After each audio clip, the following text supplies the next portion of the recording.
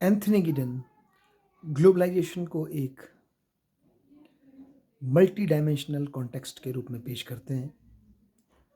उनका ये मानना है कि ग्लोबलाइजेशन का जो ऑनसेट हुआ है वो कोल्ड वॉर के बाद और ज़्यादा तीव्र हुआ है और इसमें कई फैक्टर्स ने भूमिका निभाई है, चाहे वो कोल्ड वॉर का एंड हो, चाहे मॉडर्निटी का कंटिन्यूस एक्सपेंशन हो, राइज ऑफ इंफॉर्मेशन टेक्नोलॉजी हो,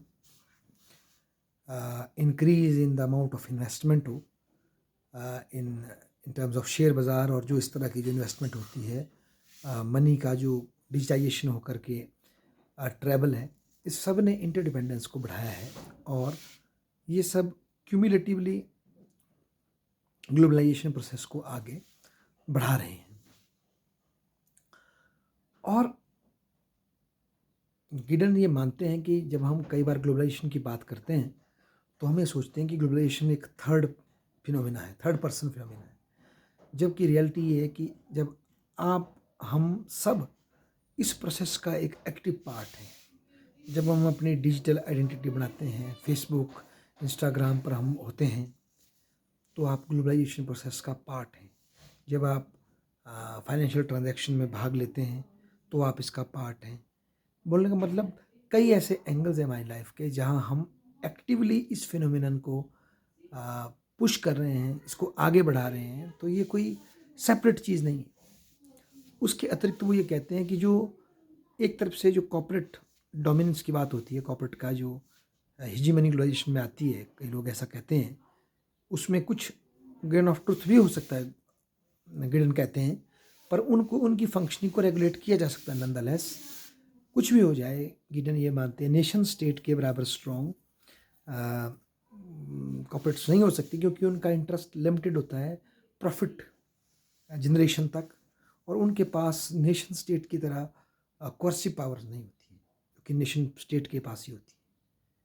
और दूसरा गिडन ये मानते हैं कि कॉर्पोरेट्स का होना ज़रूरी भी है, क्योंकि उनके पास इन्वेस्टमेंट होती है, और अगर उनकी इन्वेस्टमेंट को सही दिशा से किसी थर्ड वर्ल्ड कंट्री के लोग चैनलाइज करें तो वो चाहे सिंगापुर हो या साउथ कोरिया हो, इनकी तरह गरीबी से बाहर भी आ सकते हैं। पर ज़रूरत है जो इन्वेस्टमेंट आती है उसको सही तरीके से बिना करप्शन किए अपने देश के विकास में लगाया जाए, ऐसा वो मानते हैं। उसके बाद ग्लोबलाइजेशन में गिडन कहते हैं कि जो ग्लोबल एनजीओज खड़े हो गए हैं, ये पहले नहीं थे। ग्लोबलाइजेशन प्रोसेस ने ही इन एनजीओज को जन्म दिया है।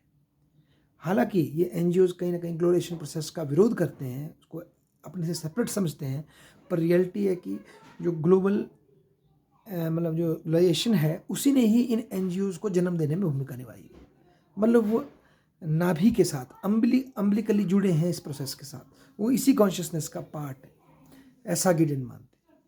उसके बाद गिडन ये बोलते हैं कि ग्लोबलाइजेशन प्रोसेस डबल फोर्स का जनरेट करती है। एक तो ये ऊपर से आती है ग्लोबलाइजेशन, फाइनेंशियल और कम्युनिकेशनल इस तरह की टेक्नोलॉजी के साथ ऊपर से वर्ल्ड को एक करती है, उनमें इंटरडिपेंडेंस पैदा करती है, स्टेट्स की जो टिपिकल सॉवरनिटी थी उसको चैलेंज कर देती है, उनको एक ऐसे इन्वायरमेंट में रहने को विवश करती है जो कि इंटरडिपेंडेंस से भरा हुआ है, और इसके लिए उन्हें फिर कुछ नॉर्म्स और रेगुलेशंस खड़ी करने पड़ते हैं, अन्यथा वो गवर्न नहीं हो सकते। उसके पश्चात नीचे से जो है ग्लोबलाइजेशन जो है, जो जो सेपरेटिस्ट टेंडेंसीज हैं, चाहे वो एग्जांपल देते हैं उस टाइम, पुराने वक्त की बात है, कश्मीर का, कैटलोनिया का, बार्सिलोनिया का स्पेन में, और कई और देशों में, क्यूबेक का कनाडा में, कि किस तरह से ग्लोबलाइजेशन जो है यूके में जो ये जो स्कॉटलैंड और इसमें जो सेपरेटिस्ट मूवमेंट चली हैं, इन आइडेंटिटीज़ को भी ग्लोबलाइजेशन पुश करती है,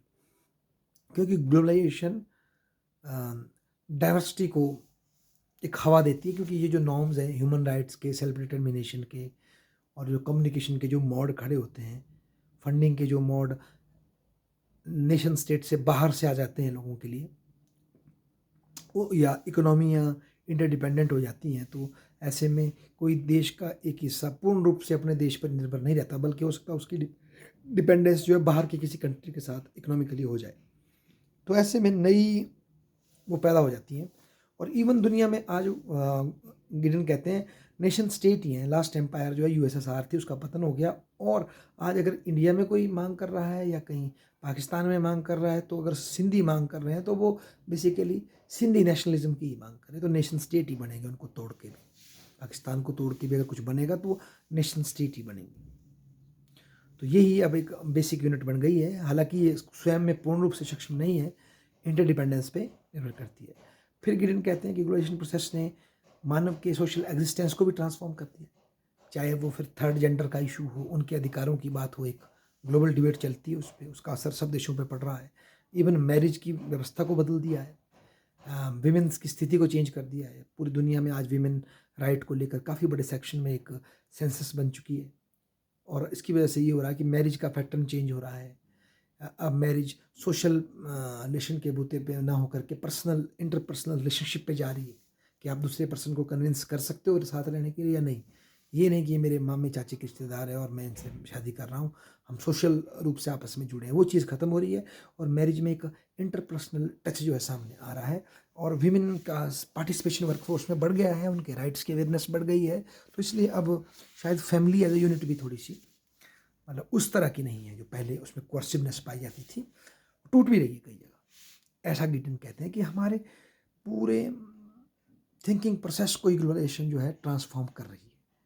गिडन का ये मानना है कि 21st सेंचुरी में वो एक बुक लिखते हैं, end of the age of the 21st century, कुछ इस तरह की एक बुक है उनकी, जिसमें वो ये बताने की कोशिश करते हैं कि नैनो टेक्नोलॉजी, आर्टिफिशियल इंटेलिजेंस और बायोटेक्नोलॉजी इस तरह की ट्रांसफॉर्मेशन लाएंगी कि जो शायद क्लाइमेट चेंज ये इनको मतलब रेगुलेट करना मानव के लिए मुश्किल होता चला जा रहा है। और शायद कहीं ये मानव के लिए भी कोई क्राइसिस न खड़ी कर दे 21st सेंचुरी के बाद।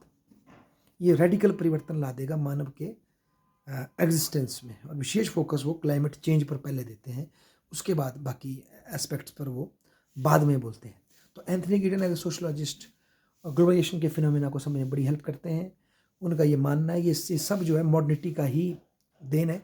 पोस्ट मॉडर्निटी है सच वो नहीं मानते। उनका मानना है मॉडर्निटी के अंदर ही क्रिएटिविटी और क्रिटिकल रिफ्लेक्शन की कैपेसिटी होती है, वही पोस्ट मॉडर्निटी का इल्यूजन क्रिएट कर रहा है। Otherwise post modernity as a separate state कुछ नहीं है। बेसिकली ये मॉडर्निटी के प्रोसेस की ही रिफ्लेक्शन है, ऐसा गिडन मानते हैं। और ग्लोबलाइजेशन उस प्रोसेस का एक अगले हायर स्टेज पे जाने की प्रक्रिया को ग्लोबलाइजेशन कहा गया, जिसमें कि वो जो लेवल ऑफ इंटरेक्शन जो नेशन स्टेट के अंदर शुरू होती है, एक देश की बाउंड्री के अंदर शुरू होती है, वो इतनी सघन हो गई है, इतनी स्ट्रांग हो गई है कि वो ग्लोबल लेवल पर इंटरकनेक्टेड हो चुकी है। ऐसा गिडन कहते हैं कि इनकी इंटरकनेक्टेडनेस बढ़ चुकी है और ये डेमोक्रेसी को भी वाइडन कर रही है, दुनिया में डेमोक्रेटिक डिस्कोर्स को स्ट्रेंथन कर रही है। पर at the same time media उसकी तरफ से आ रहा है, पर मीडिया भी कहीं ना कहीं अगर डेमोक्रेटिक डिस्कोर्स को आगे बढ़ाता है तो कहीं ना कहीं वो अपनी जो एक इंडिविजुअलाइज पर्सनलाइज जो उसकी कवरेज है, उससे वो एक डिस्कोर्स की जो क्रिटिकलिटी उसको किल भी करता है। ऐसा भी हमारे एंथनी गिडन कहते हैं। धन्यवाद।